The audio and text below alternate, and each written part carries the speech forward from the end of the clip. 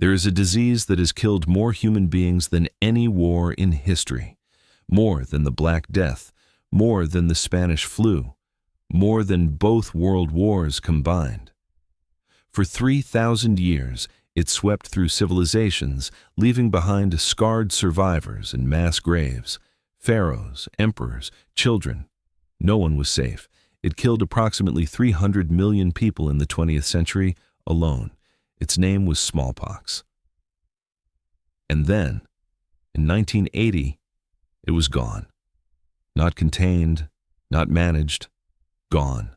Completely and permanently eradicated from the face of the earth. It is the only human infectious disease in history to have been deliberately wiped out. And the man who set that process in motion, the man who stood up in front of the world and said this is possible, almost no one knows his name. His name was Viktor Zhdanov, and this is what they left out of the history books. Viktor Mikhailovich Zhdanov was born on February 14, 1914, in Ukraine, then part of the Russian Empire. He grew up to become a virologist and epidemiologist, a scientist's scientist, methodical, brilliant, and deeply convinced that science had an obligation to solve the problems that politics refused to face. By 1958, he was serving as the Deputy Minister of Health for the Soviet Union, one of the most powerful positions in Soviet medicine, and he had an idea that most of his colleagues thought was impossible. To understand how radical that idea was, you need to understand what the world looked like in 1958. Smallpox was still endemic in 59 countries, Africa, Asia, South America. The disease was a constant, grinding presence that killed 2 million people every year.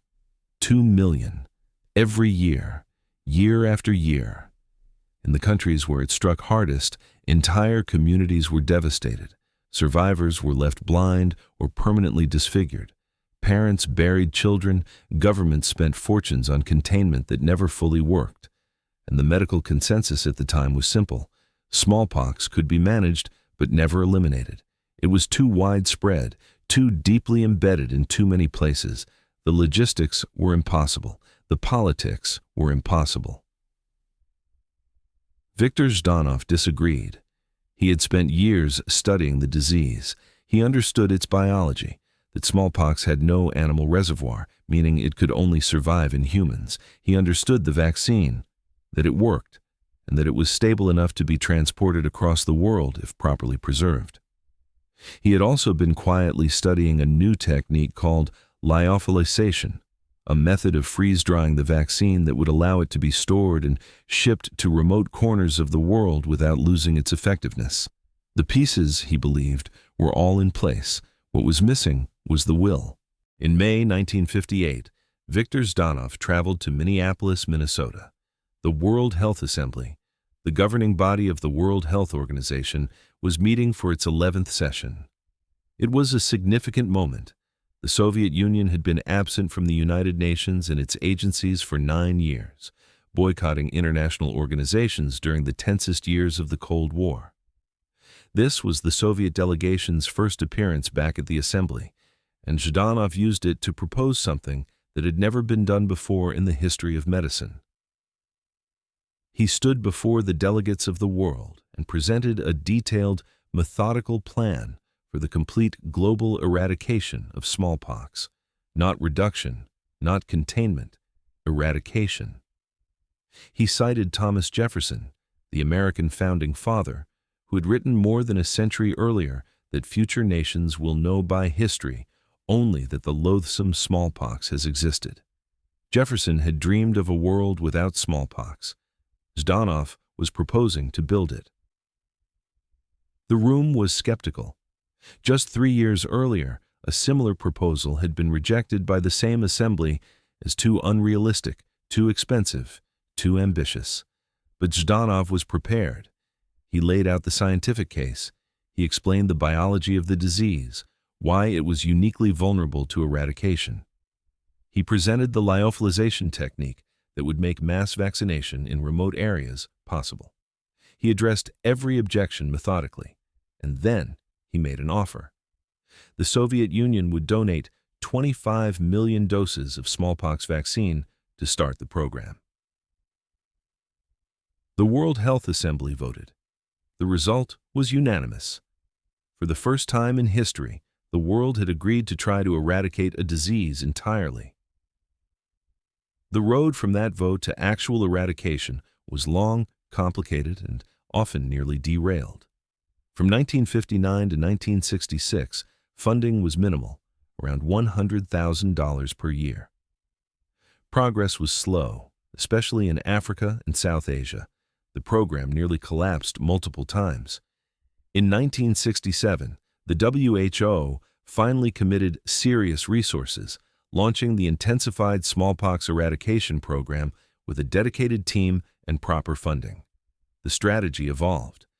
Instead of trying to vaccinate every single person on Earth, an impossible task, the team developed a technique called ring vaccination. When a case was identified, health workers would immediately vaccinate everyone in the surrounding area, cutting off the disease's path forward. It worked. On October 26, 1977, a hospital cook named Ali Mao-Malin in Merka, Somalia, became the last person on Earth to contract naturally occurring smallpox.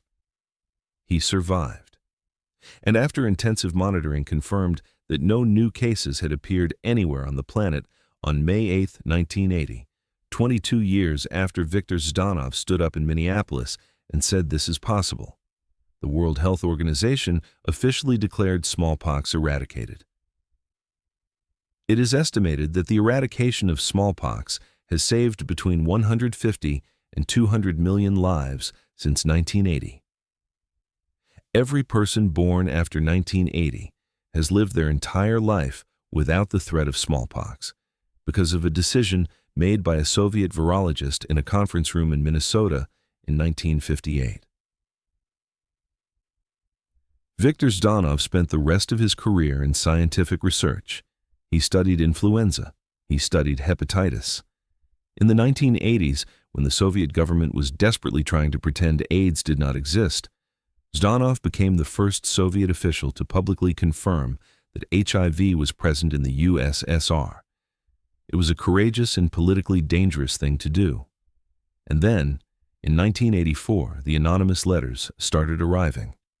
Accusations of nepotism, accusations of plagiarism, anonymous denunciations sent to the Academy of Medical Sciences. A formal investigation was opened into his conduct. On June 6, 1987, Zhdanov received a letter from the Academy informing him that the investigation committee had begun its work. That same day, he died of a heart attack.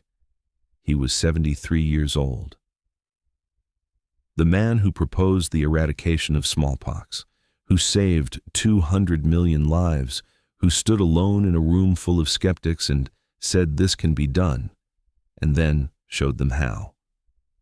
His name appears in footnotes, in academic papers, in specialist histories of global health. But ask 1,000 people on the street who Viktor Zhdanov was. Not one of them will know. That is what they left out of the history books.